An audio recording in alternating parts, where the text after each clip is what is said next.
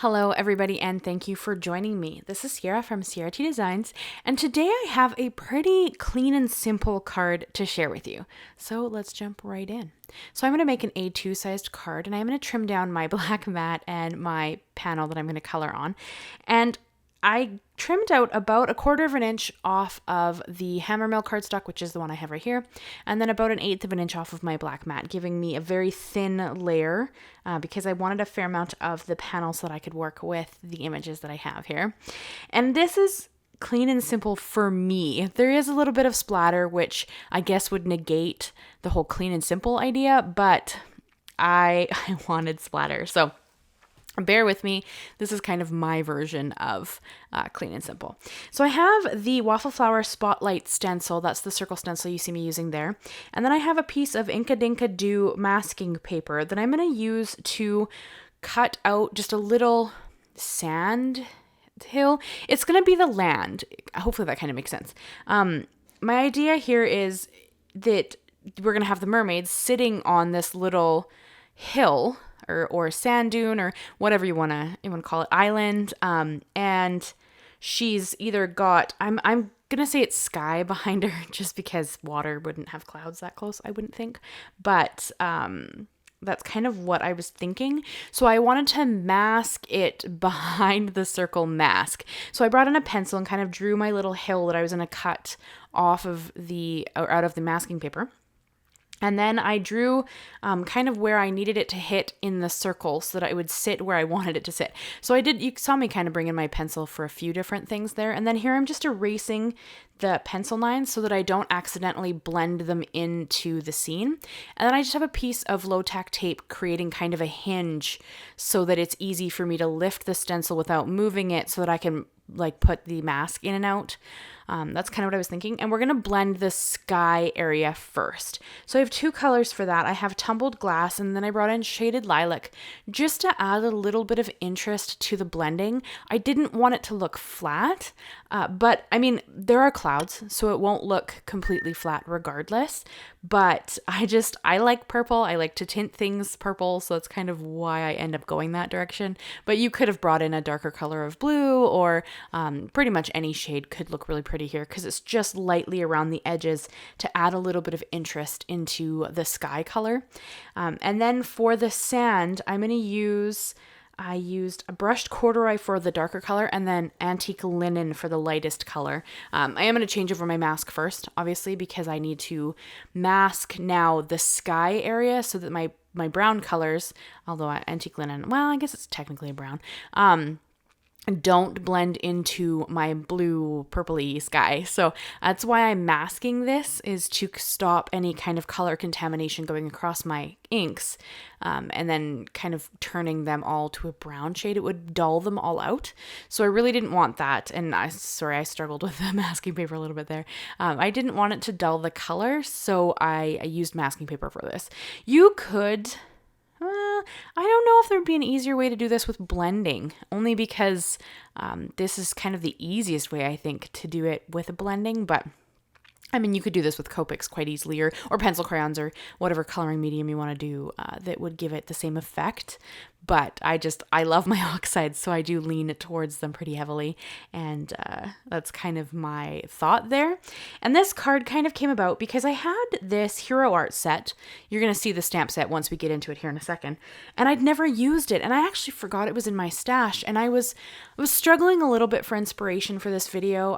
I feel like I've kind of been recycling some of my techniques lately. And I really wanted to just do something a little bit different.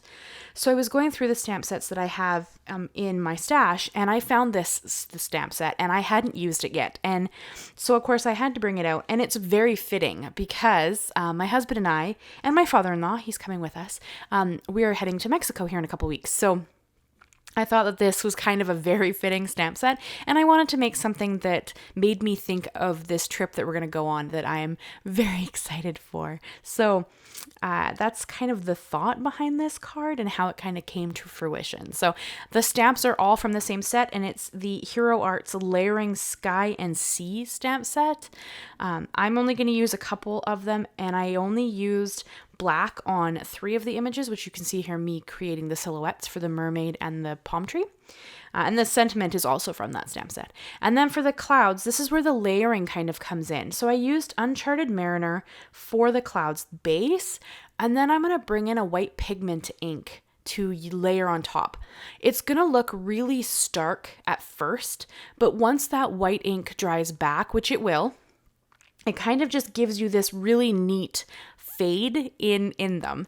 And these stamps, as I said, were brand new, so I was having a little bit of difficulty getting them to stamp perfectly, but honestly, I actually really like how that turned out, and it kind of gave you just a bit of a faded whimsical look, and for clouds I think that was super fitting. So I really like how this card came together. It's not my norm necessarily, but I feel like it turned out really pretty, so I was pretty excited about it. And then to add a little texture to my sand, I brought in 2 of my Copic markers. I have E55 and E23. This, you have to be a little bit careful with this. Copics are not, Distress Oxides are not Copic safe. But because I'm not swiping it, I'm just putting little dots along the sand. I'm safe as long as you're not trying to like color in Oxide inks. Sorry, I lost my train of thought there for a second. You're gonna be fine. Just be careful with the nibs. It can transfer a little bit of ink if the ink is still wet. So that's just something to consider. But I just added a little texture to the sand, and I also gave the mermaid and the palm tree a little bit of a shadow under them, so it kind of grounded them a little better. And then this is where I brought in my white pigment ink. It's the Hero Arts Unicorn ink. Mine's a little bit dry, so I need to re-ink it, and I don't have a re-inker on hand, so that's something I'll have to look at purchasing. So that's why it kind of took me a few tries to get the ink to go down, but I think that kind of just built up a bit of the layers and kind of gave us a bit more white to different areas. So I think that it looks really cool. But so yeah, this is our first trip since we got married 3 years ago. So we were really lucky. We got to go to Mexico for our honeymoon in January 3 years ago. And then COVID happened and everything shut down, and we haven't been able to travel much since, as you know, everybody pretty much has. So this will be the first trip we've done in 3 years. And then this is also the first trip for my husband and my father-in-law since Chris's mom passed. So it was really great to be able to have my father-in-law come with us. So I think it'll be wonderful. And yes, I am aware of kind of what's going on in Mexico at the moment. We are always very careful when we travel.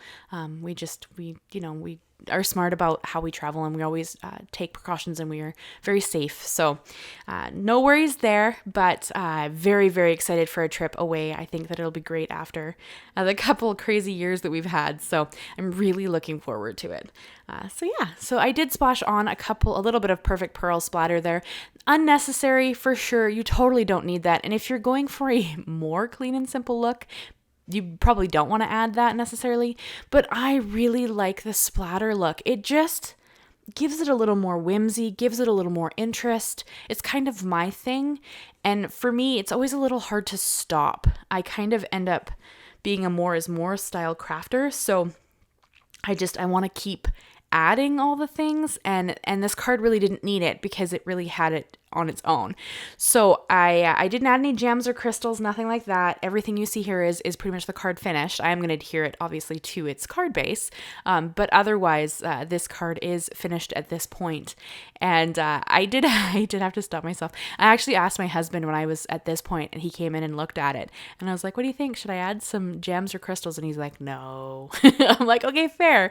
Sometimes I have to ask his opinion because I want to add more to everything, right? I struggle to stop when I could add more things, but I held back. I didn't add anything more to this card. This card is finished at this stage. I just had to adhere the layers down. So this card came together pretty quickly. I think that it turned out really pretty.